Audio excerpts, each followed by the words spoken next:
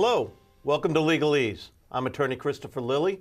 I'm your host. Legalese is a legal information program presented by the Northern Middlesex Bar Association.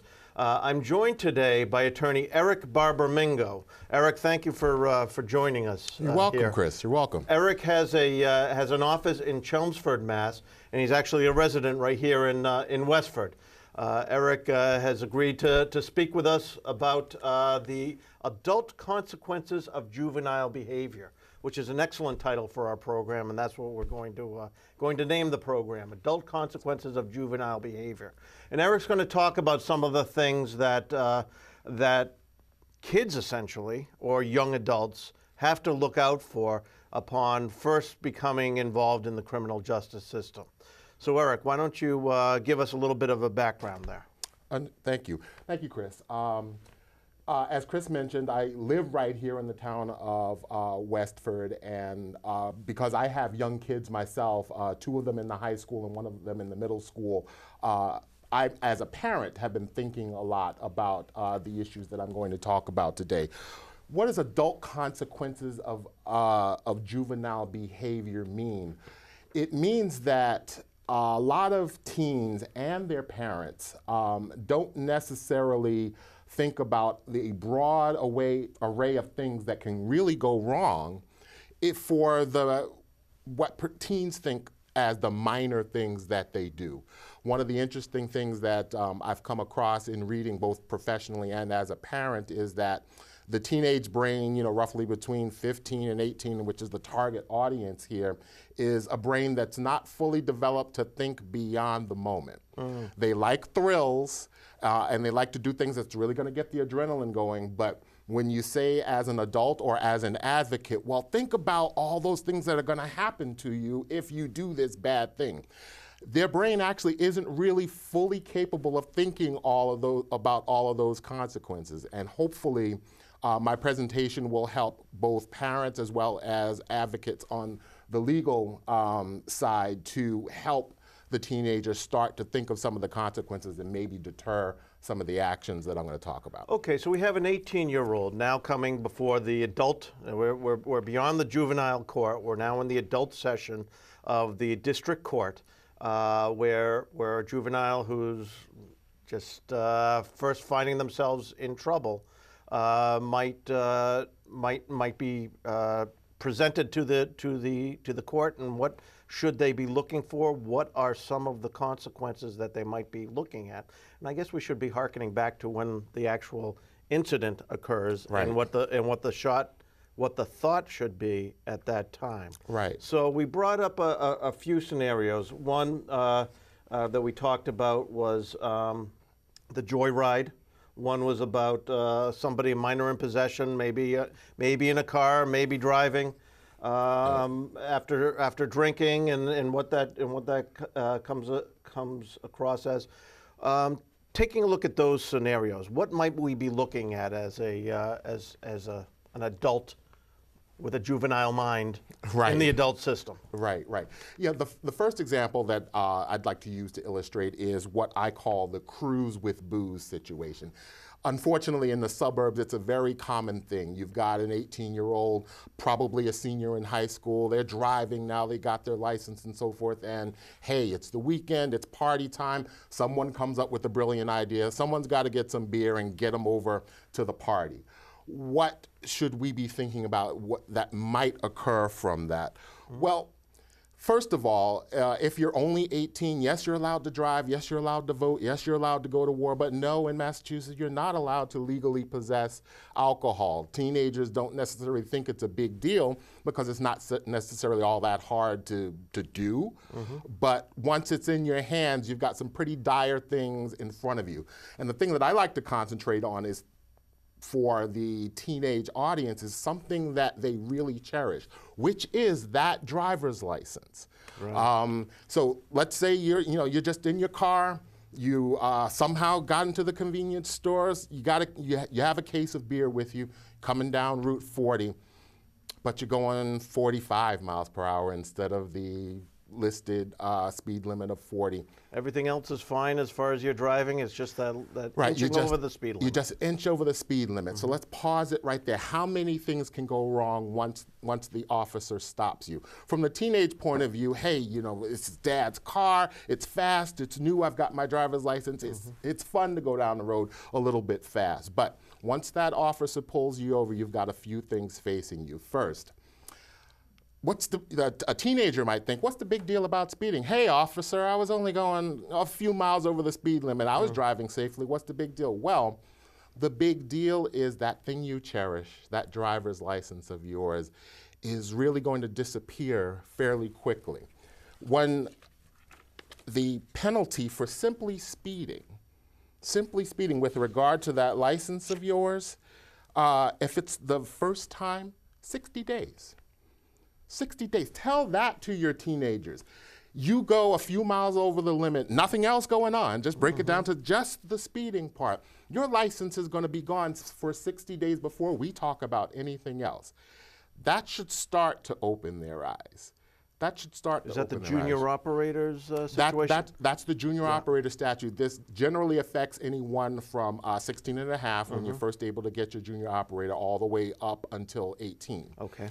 So anyone in that range, even if you're beyond your learner's permit and you've gotten your full license, and even if you're beyond the 6-month period where you can, you're restricted on driving other passengers and so forth, you're not in the clear. There's some really dramatic things for something even as small as just speeding down the road. So imagine that, just a few miles over and all of a sudden you're at a minimum, it's 60 days. If this is the second time that this has happened, and your eyes somehow haven't gotten open because you like the thrill of dad's new car, it's 180 days. And third time, it's a year. Teenagers are presumed under Massachusetts law, and they don't know this because they think they're physically really good at anything they try. Teenagers are presumed to be bad drivers, so their consequences are draconian. I've often joked with my own son as well as with other kids, if I get a ticket, I'm an old man, it's just a ticket. But for you guys, you're gonna lose a lot for a long time, so start opening your eyes, and that's just the speeding aspect. And it's the kids you're talking about as losing the license, but a lot of times it's the parents who are punished because that kid now no longer can drive. Exactly, the ripple effect. Most of us, when our teenagers reach 18 years old, they can drive themselves to high school. As a parent, we're not paying that bus fee anymore. Right. If they've got younger siblings at the high school, the sibling doesn't have to pay the bus fee either because big brother can legally drive little sister to the high school. But now, couple of months at least, how are they getting to school? Right. You've foregone the bus pass, for instance, so they don't have a bus pass. Do you now get a bus pass? How do you get the fee? And as a parent, we're thinking about things like that. But as we mentioned at the beginning of our talk, it's that kind of collateral what-if thinking that teenagers have a hard time doing. So to the parents out there in our audience, it's just our additional burden. Sitting around the dinner table, spell this out for them. Break it down into these kinds of things that can happen that, the average teenager really isn't thinking about for what they consider as a really minor step. Now that's just a speeding ticket.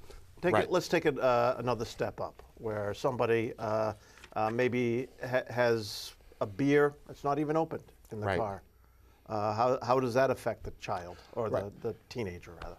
Right, a beer that's not even open, if there's only minors in the car, that's simply called minor in possession under Massachusetts law. And that in and of itself is going to lead to additional consequences. I think it's a 90-day loss, right? That's right. Yeah. That's exactly right. It's a minimum 90-day suspension for that as well.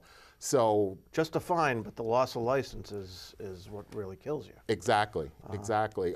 So a lot of teenagers, I think just from conversations that I've had with my own and among others, think that, either it must be open or, you've reached the situation where you're consuming some alcohol, but what's the big deal about just having it? Oh, it's just a fine and so forth. It's not just a fine. The Registry of Motor Vehicles is very interested in what's going on. if you are found to be in possession, that's one of the crimes that there's a mandatory reporting to the Registry of Motor Vehicles, so they are going to find out, and your license will be suspended. Right. And it's not up to a judge. And that's on a conviction. So we try to work that out as far as Right. at the arraignment stage, or how things play out in court, which we'll get to in just a second. Exactly.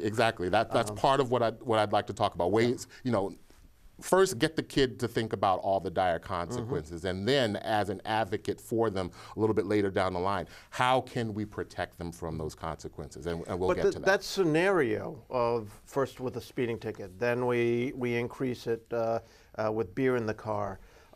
Maybe we have an open container, or maybe somebody's ingested something, and now we're looking at an OUI. Right. And the OUI affects younger adult defendants more so than it does the older ones. Exactly. Getting back to one thing that I mentioned a few moments ago about teenagers being presumed to be worse drivers than us old folks, this is where it really, really gets you.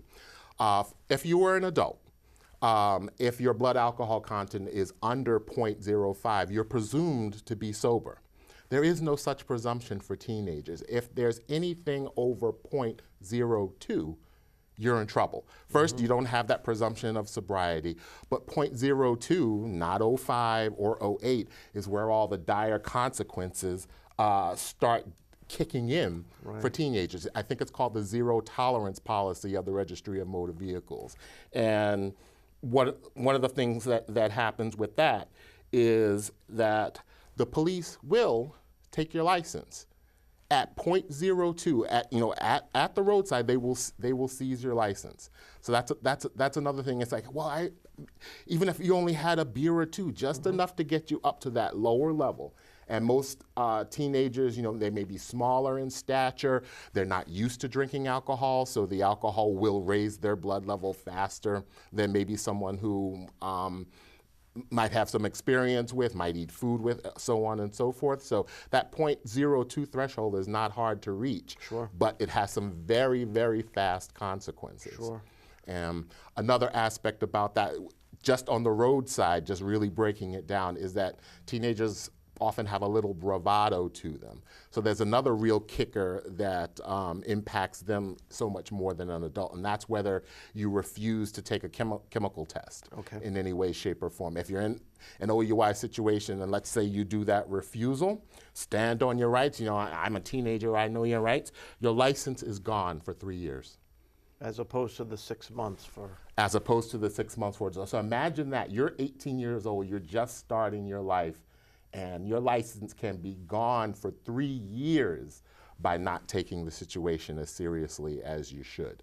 And those are the kinds of things that we as parents as well as advocates need to say out loud to the kids, because I'm sure we've all said, oh, it's really, really bad if you do something on the roadside, so behave yourselves. But we need to give numbers, and we need to always focus back on that license, that freedom that they just got. Right. They had a party the day they got that driver's license, and now all of a sudden, what, 6 months? What, 3 years for something that took about 20 seconds for them to do on the roadside? What was I celebrating for? Exactly. Yeah. Exactly. And so you talked about the loss of license for refusal and how much more advanced that is for the teenager. You lose your license for a conviction on an OUI or a first offense on an OUI. As an adult, that also affects the teenager differently, correct? Yes. For a teenager, I think. I think it's is it 6 months on top of the 45 days? I believe that's right. There. Yeah. And since I don't have this memorized, one thing that I did put in front of my hand is, as I mentioned, the Registry of Motor Vehicles is very invested in making sure that the public knows. If you just go to the mass.gov Registry of Motor Vehicle site and type in junior operator violations under Google, they have charts. Right. Those charts should, I think, a good idea, and I'll probably implement this myself since I'm talking about it. Place those charts on your kid's wall. Just tape them up. It's like 3 pages of charts That's a good idea. with first offense, second offense, third offense. So the information is put at our fingertips about what's really going to happen. The first time I experienced any of these charts is when my oldest son was getting his license, and there's a parent portion to the class that you have to go to at your local driver's school, and they put this chart in front. And that was very effective for me as a parent. I think keeping that chart live, right on the refrigerator or right on the wall in the kid's room is probably the best way to really start to sear some of those consequences into the kid's memory. So let's jump ahead to the arraignment process and advocating for the child. And this is now we're talking about an attorney that may be appointed at this stage. Yes. But there's an arraignment process followed by a pretrial hearing and other hearings that may occur, and finally trial. Talk about some of the advocacy that can occur for that teenager adult, right? And how that right how that plays out in court. One of the most important things for an 18-year-old is to protect her or his future. And as an advocate, you have to protect that. You mentioned arraignment. I think it goes before arraignment as well.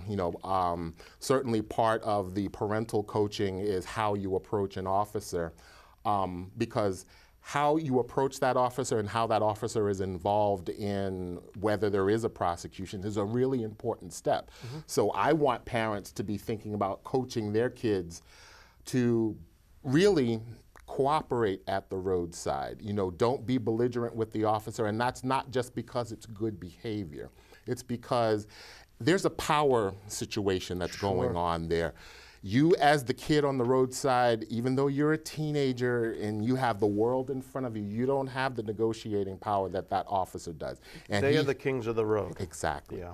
Exactly. And you have to realize that, and you have to say, okay, if I cooperate, maybe I can get this gentleman or lady officer who knows that I'm young and who doesn't necessarily want to ruin my future either. If I cooperate, I can put myself in a better position so when I talk to my lawyer, they can do something even before the arraignment. What am I talking about?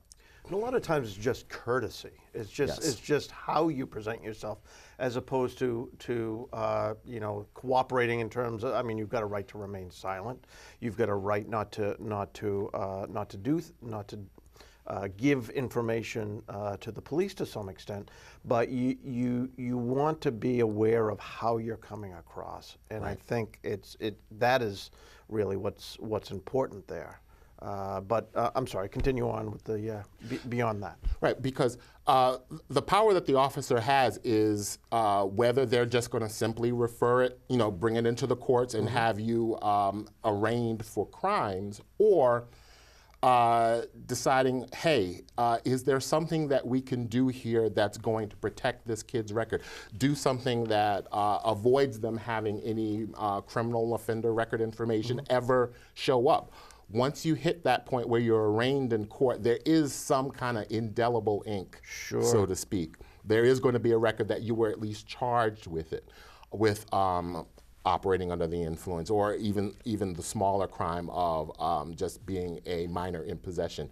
You want to at least give yourself the chance of the officer exercising his or her discretion and not reaching the point of pushing it to the court. But let's say we've gone beyond the officer. All right. There's also the ability in the district attorney's office that's newly been introduced about their ability to divert the situation, correct? That's correct. The Middlesex DA's office, which is the DA's office that covers the town of Westford, does have a diversion program that the DA's they've been put on a mission. It's certainly been my experience, and probably yours as well, that with youthful offenders, we're talking about that 18-year-old, first time they've ever been introduced to the criminal justice system.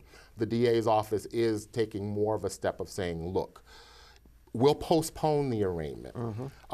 So they all the papers are in, but we'll put a pause button on that, and let's talk about going through a diversion program, a program that alerts you more to the possible consequences of your actions, gets you to think about well, what can I do for the community to kind of make up for, what I've done and make both myself and others more aware of the dangers, just kind of really being sorry and being educated about what this situation really is, what really, the adult consequences of your silly behavior really are. And the DA essentially monitors your seriousness, monitors how much energy you put into it, how devoted you are to it, and it gives you an opportunity as a teen to prevent that charge from ever showing up on your record.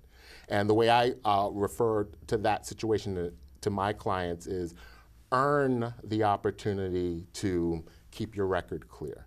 And you want to always be willing to do that and put as much energy as you can. Now, there's a significance to doing this pre-arraignment. Yes, the basic significance is that the question of whether you have a record or not. If it's done pre-arraignment and you never go before the judge and the judge says you're presumed to be not guilty and so forth, it does not show up in record searches.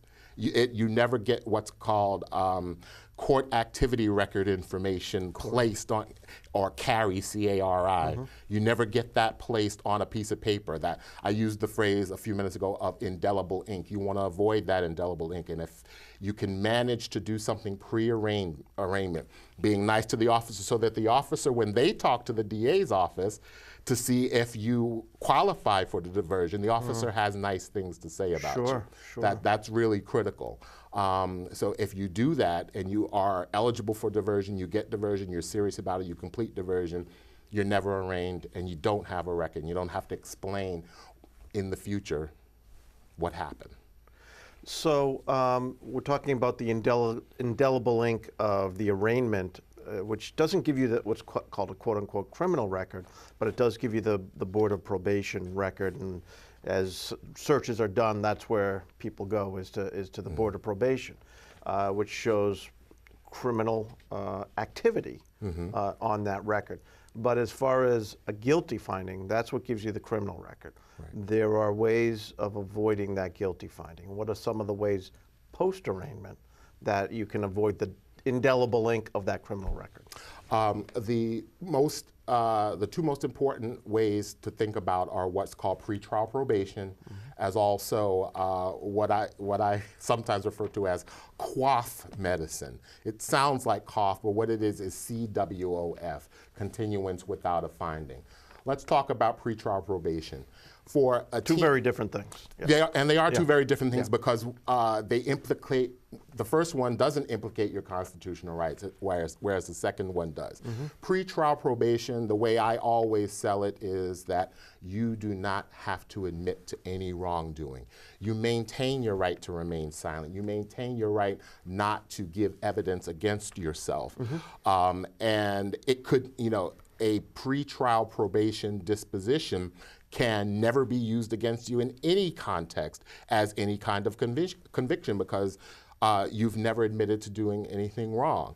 Pretrial probation means after arraignment, the district attorney's office basically, who has control over this, basically says, if you do these certain things, and some of the things can include things like what I'd like to refer to as restorative justice, things that help any victims of what you decided to do get better.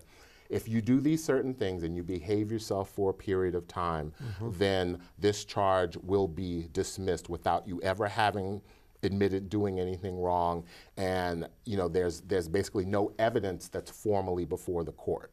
By contrast, a continuance without a finding requires you to give up some of your constitutional rights. You need to stand in front of a judge, and boy, as a teenager, can that be nerve-wracking.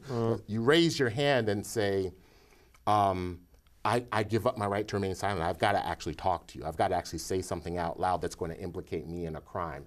And you actually have to admit to the crime. You're making an admission of sufficient facts, meaning you're admitting that whatever is in that police report that they say you did, you're admitting that that's true, and from here until eternity, that stands as a record of you committing a crime.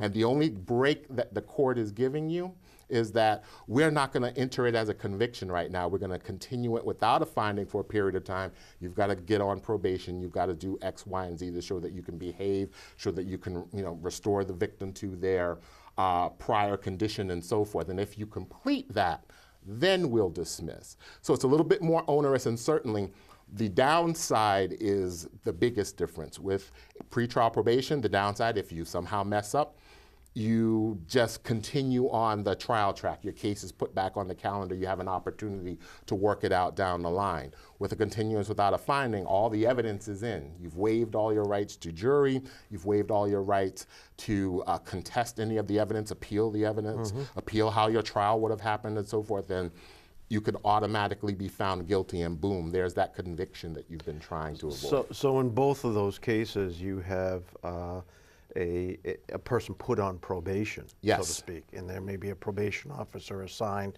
to see how that person is, make sure that they're jumping through the hoops that they need to jump through. Exactly, and imagine you may have had a hard time with your parents policing you or your teachers policing you. Now you have an officer of the court who's watching you, and if you mess up, you've got some and then the consequences is as you say, the biggest difference with a continuance without a finding. You may be looking at that guilty finding. Exactly. And you may be looking at the collateral consequences that flow from it. Exactly. And there's a short list. You remember I referred to the junior operator violations portion at the Registry of Motor Vehicles.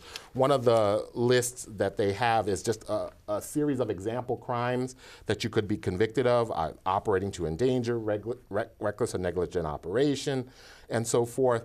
But what occurs in those situations is that conviction, that minor violation of your probation, that automatically reports to the Registry of Motor Vehicles. So one of the collateral consequences is that even if you've avoided some suspension of your license beforehand, the crime is then reported. All of a sudden you've gone from a situation where you can get a dismissal without a lot of collateral consequences to a conviction, to an automatic reporting, to 180 days or more of suspension of your license, because crimes are automatically reported to the registry when you're dealing with minors or anyone up to the age of 18. Well, Eric, I know that there were other scenarios that we had wanted to go into. Unfortunately, this is only a half-hour television show. Understood. And we're arriving at the end. I appreciate you coming in and approaching this from the point of view of not just an attorney, but a parent. Yes. And what really should be, I guess, taught to your child as a parent, but also how the attorney steps in and assists in that regard. And I want to thank you all for your attention in this show. As I always say at the end, if you're dealing with a set of facts that may have been touched upon here, this has not been advice that's being given to you. That advice should be coming from local counsel. So I would urge you to talk to your local attorney. That's what they're there for, to help you through the process. As I said, I am Attorney Christopher Lilly. On behalf of myself and Attorney Barbara Mingo, I want to thank you and wish you good night.